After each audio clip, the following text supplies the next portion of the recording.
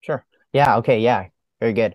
Um, so many so many directions we could go from there. One thing I'll just bring up because I'd like to hear your thoughts on this. Um, and I'm not bringing this up. I do it. The question has to do with hell and damnation, and I'm not bringing this up to really talk about the universalist question because I believe you did some very short response to my take on Maximus from the video I did in response to David Bentley Hart. But I'm more so wondering because I've this just recently came to me when it comes to understanding hell, the fact of the matter is, and Father Aidan Kimmel did some pretty good write-ups on this. There is no patristic consensus on the nature of hell, um, at least um, at least in the way that we would typically understand what a patristic consensus is. Like I've when I was reading for the first time Augustine's City of God, and you're reading what he's saying about like literal fire after the in the eschaton. And it's like this is not what I'm reading, for example, in the Cappadocians at all. So there Right. is a genuine diversity here, and I was kind of just wondering, what is your take on the way in which sort of our understanding of doctrinal development and the way sort of the Holy Spirit is working within the church to illuminate our understanding of the fundamental aspects of our faith? How would you what relationship to the philosophers outside of the faith do you see? Because when it comes to hell, for example, I think that hell is so difficult for certain people to understand because whether or not you want to believe that hell is an eternal reality or not, I sort of see it as sort of like a logical, almost like Hegel's like a moment within consciousness, Right. like, Mhm. and to me, I don't think you can have a full understanding of hell. And I think modern Orthodox, Catholic, and Protestant theologians sort of uh, support this view. I don't think you can have a real understanding of hell before the Cartesian cogito, because before you have this full retreat into the subject, which is how modern theologians, I mean, there is very little, or there's not always a consensus amongst modern theologians, but it seems to me that Protestant, Catholic, and Orthodox, the best of the theologians have all sort of agreed that hell isn't just this, you're thrown into this pit of fire and darkness, but it actually is like if we're saying salvation is communion with God, then hell has to be, however you want to understand whether it is an eternal reality or not, it has to be this complete separation from God, this withdrawal into the self. So this is what you get in C.S. Lewis's Great Divorce. Pavel Florensky is really good on this. Mhm. Demetrius Staniloy in the Experience of God series, he talks about this. Many of actually, I was reading one of the popes, like very recent popes, was talking about how hell is just this abyss of the self where there Mhm. is no love. So to me, I don't think you genuinely could not have had a true understanding of hell without a dialogue with the philosophers who were outside of Mhm. the Orthodox Catholic tradition. Mhm. And to me, I'm not sure how familiar you are with the writings of Zizek, but his understanding of the subject, he takes it from he takes this phrase from Hegel, the night of the world, which is Mhm. like just this abyss of it's kind of related, I guess, probably would be most associated with the moment of the understanding in the phenomenology, where there is this withdrawal into the self, like this pure, just like pure abstraction, pure withdrawal into the self, and that this self is the subject as the void, Mhm. Mhm. to use Mhm. Zizek's language. And I think that this description of the void that he uses is just so like I've actually compared like passages, just put them side by side, passages of Zizek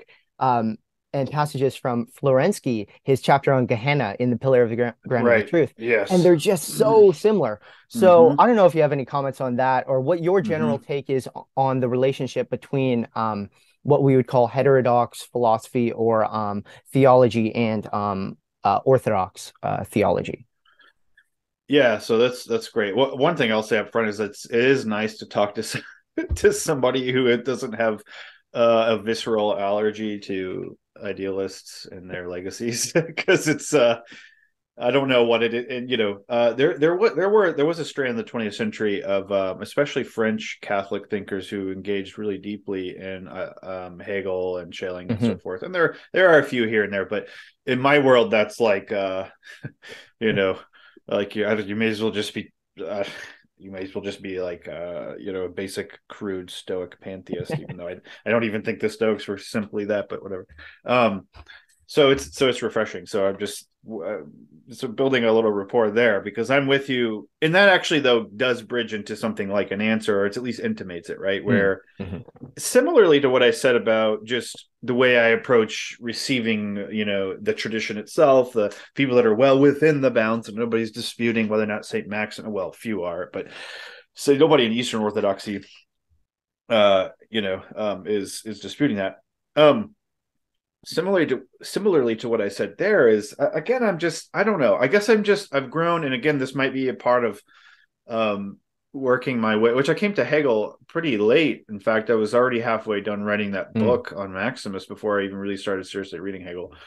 And even then, it was only because someone had said what I was saying about Maximus sounds strangely like Hegel in like a negative way, and so I was like, oh man. So I was sort of primed to not like Hegel, Right. for where I was, and in fact to like something like what I've now come to see somewhat of a caricature of the late Schelling as a response to Hegel, who finally sort of overthrows the seed bed, the dragon seed of pantheism, Right. as the prince wanted. But anyway, so it could be that influence, but what I guess I'm just not impressed with like a generic rule or a generic judgment. Like, Hmm. well, we can't really engage. For one thing, you can point to like Saint Justin Martyr and be like, I mean, come on. Or Saint Clement of Alexandria. I mean, like, look at how many citations the guy has from all across classical, pagan, Yeah. Hellenistic literature, Yeah. philosophy, poetry, etc.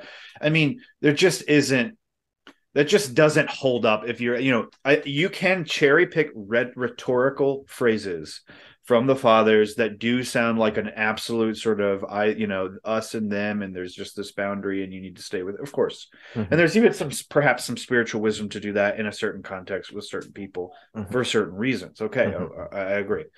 What Barsanufius and John say to the inquirer who's asking about apokatasis and all this stuff, is like, their initial responses are you idle? Is your mind idle? Are you Hmm. getting yourself into trouble because you're not working? And that okay, that has a place. I don't want to denigrate that entirely. However, it just isn't. If you dig into any major Orthodox theologian, modern, medieval, or patristic, you just will find that they certainly did, to some degree or another, and sometimes to great lengths, they were familiar and engaging and even incorporating and sometimes resisting all of the major philosophers and currents of the day. And here's a big point I'll say that it is fundamental to my disposition on this question is any just sort of abstract absolute line drawing. I can't really see that how that isn't simply a repudiation of divine providence. Like, is the word of God always in all things trying to actualize the mystery of his incarnation or not? Is anything bereft of the logos? Is it like entirely bereft of the logos? I'm not saying everyone's right and it's all pluralistic and you can Yeah. say anything you want. I'm just saying the eyes of faith should be such that you can, as the Jesuits say, find God in all things. So I don't. It's not only that I don't think it means much to just sort of generally worry about heterodox, quote unquote, heterodox thinkers. I also Hmm. think, if it's really taken seriously, it really becomes a rigid rule. It more or less denies God's involvement with the entirety of His creation. So I wouldn't want to go down that path. Hmm. And now to the other point you made about hell, it's a really interesting point that you're making and you're raising about Descartes and whether or not the sort of the turn of the subject. Two things come to mind to that, and then maybe you can respond to this. One is that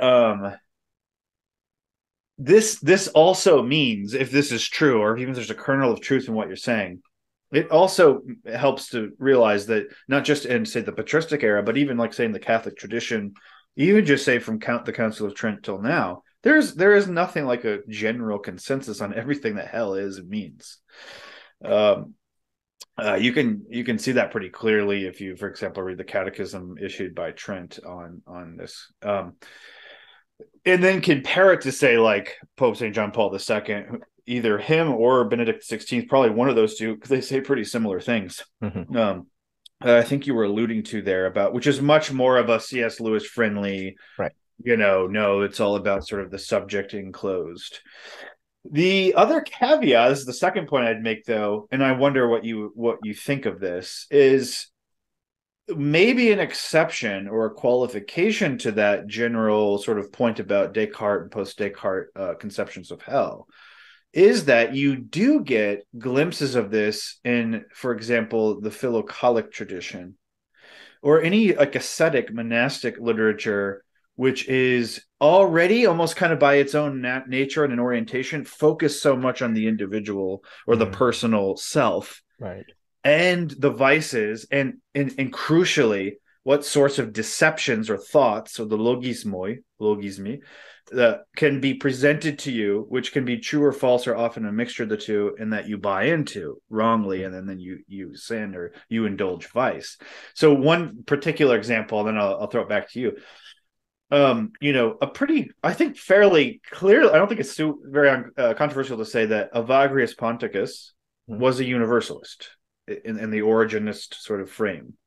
And I'm not getting to all these issues about to what degree he's an Origenist or what that means or whatever. But if you read, and this is included in the first volume of the Philokalia, Mm. if you read on spiritual knowledge, he counsels to to focus at certain points, focus on hell, focus on the Right. potential of your destruction, focus on the potential of, sort of the judgments to come, and you sort of languishing.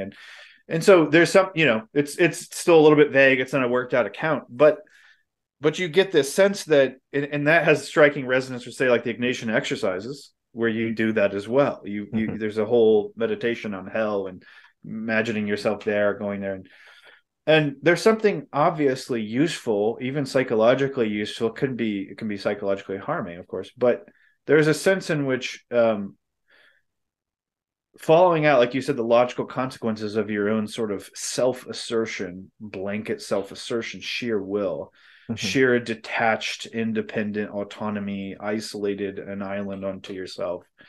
Certainly, that at the very least has the spiritual value of showing you the absurdity and the fundamental destructive tendencies that you're already right now indulging Mm-hmm. or tempted to indulge.